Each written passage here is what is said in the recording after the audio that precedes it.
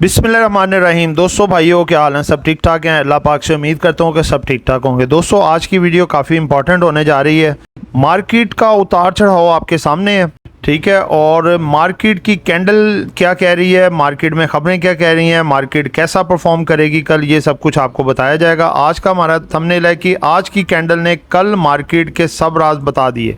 अपने सरमाए को महफूज रखें जब तक मार्केट अपने पिवट से अप नहीं जाती, यानी कि जब तक मार्केट बुलिश मोमेंटम में या बुलिश रन में नहीं आती, तब तक अपना जो कैश है उसको रिजर्व रखें।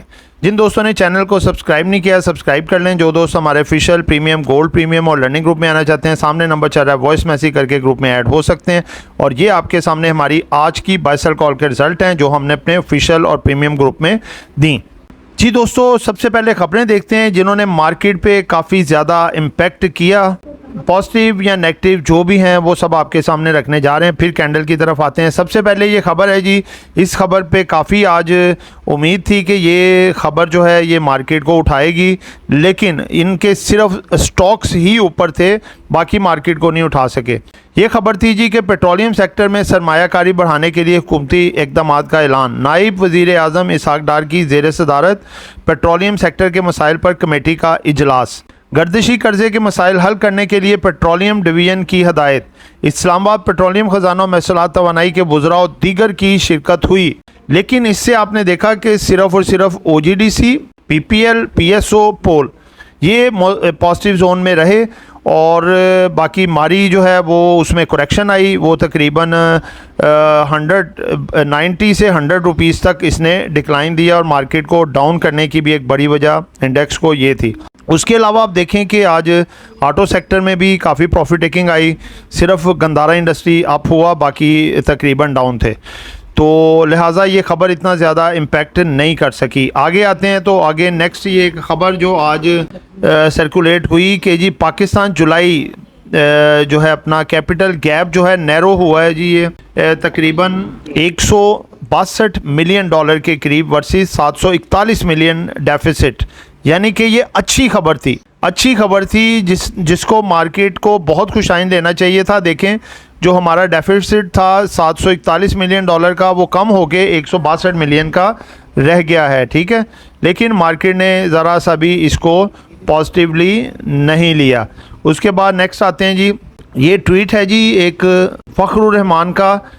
ये कहते हैं जी, breaking news, despite a staff level agreement signed in June and July, the IMF has declined the approved $7 billion linking it the port stability, political instability.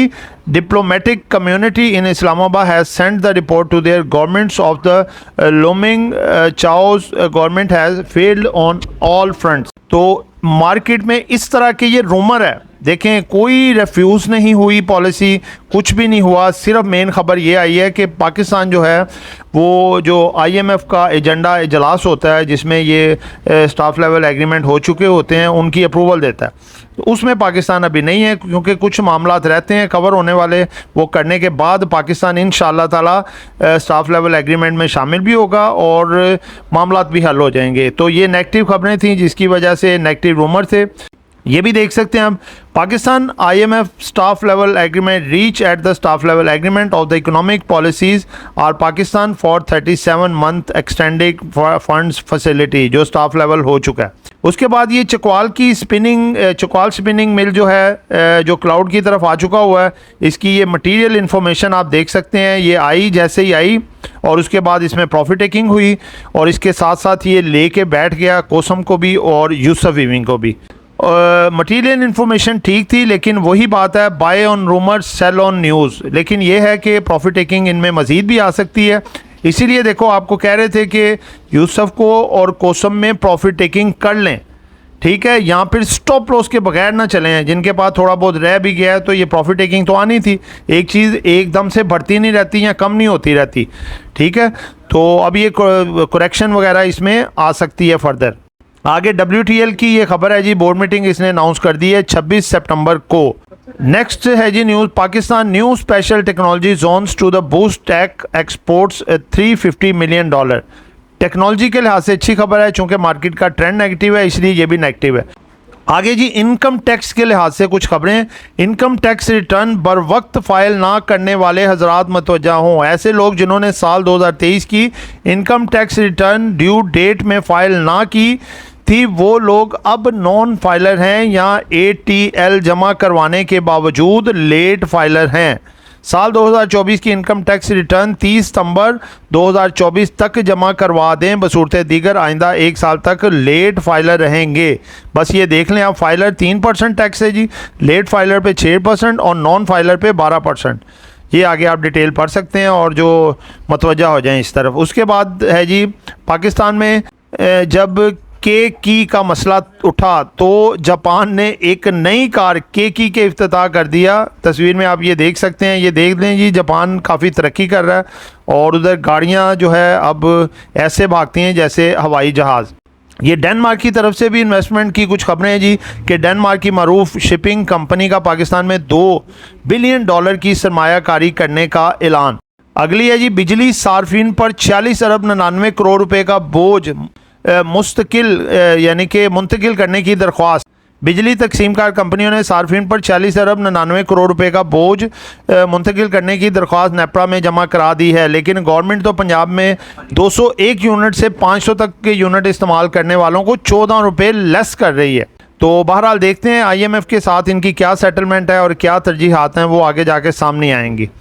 आगे जी पावर सेक्टर के लिहाज से खबर है जी, power sector circular debts issue to be resolved on the priority basis, deputy PM Dar. ठीक है जी, पावर सेक्टर इस लिहाज से आज बेहतर नज़र आया, पॉजिटिव परफॉर्म कर रहा था, मज़ीद पॉजिटिव हो सकता है।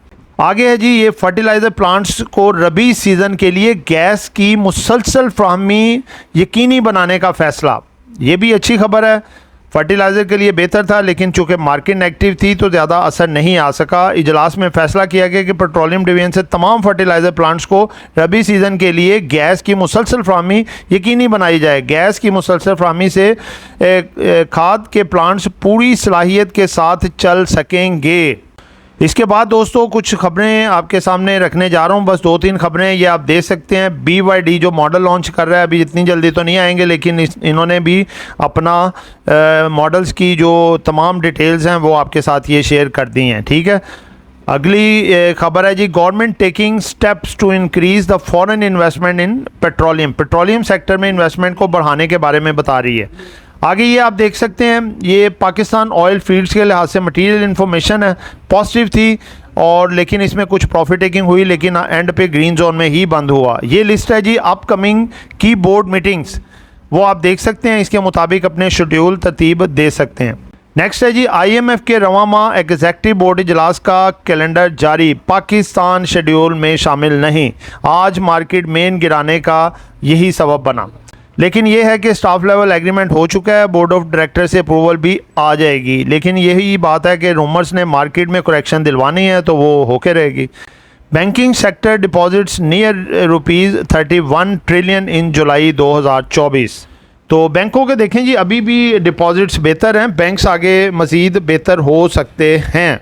आगे चलते हैं जी कैंडल की तरफ। ये कैंडल आपके सामने है जी, आज की कैंडल देखें, स्टार्टिंग में कैंडल ठीक थी और पहले 2 घंटों में वॉल्यूम बहुत तगड़ा लगा है, बहुत अच्छा वॉल्यूम, 200 मिलियन 2 घंटे में वॉल्यूम। उसके बाद तीसरा और चौथा घंटा तो बिल्कुल मार्केट में डंप और स्लो हो गया। जैसे ही IMF की खबर आई वॉल्यूम वहाँ पे रुक गए और मार्केट फिर 450 पॉइंट नीचे आई और उसके बाद देखें जैसे जैसे थोड़े थोड़े वॉल्यूम्स में इजाफा हुआ मार्केट ऊपर आई। ज़्यादा रुझान मार्केट में पेनी स्टॉक का रहा, आपने देखा कोसम, यूसुफ वीविंग और चकवाल में बड़ी प्रॉफिट टेकिंग आई और तीनों को फ्लोर लगे और कई दफ़ा उन्होंने ब्रेक भी किए, दोबारा फिर फ्लोर लगे। तो इसीलिए देखो आपको कह रहे थे बार बार कि भाई इनमें हमने बड़ा अच्छा प्रॉफिट उठा लिया है। कोसम को हमने 3.5 से लेके 8 रुपये तक और यूसुफ वीविंग को हमने 3 रुपये से लेके 7 रुपये तक, बस दैट्स ऑल। आगे क्या निकालना है, ये जूस सारा निकाल लिया, अब और क्या निकालेंगे। आप देखें ना, ऑरेंज या किन्नू को उसकी मशीन में रखें जूस निकालने के लिए, एंड पे छिलका रह जाएगा, क्या करें।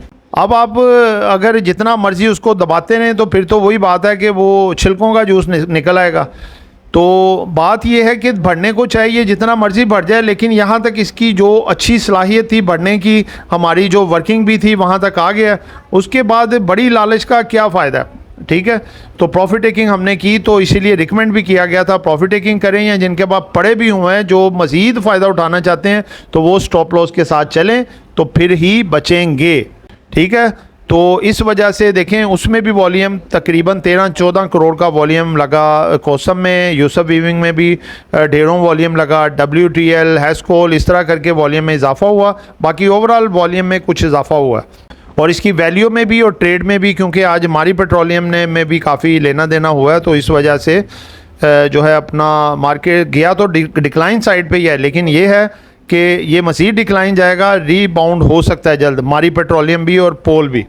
जी दोस्तों, ये आज की कैंडल थी। मार्केट की कल सूरत हाल जो हो सकती है वो ये हो सकती है कि मार्केट का पिवट पॉइंट आपको मैंने दे दिया हुआ है कि 78,600 से 800 का लेवल, क्योंकि पिछला वीक हमने मुसलसल इसको वॉच किया, मार्केट इसको क्रॉस नहीं कर सकी।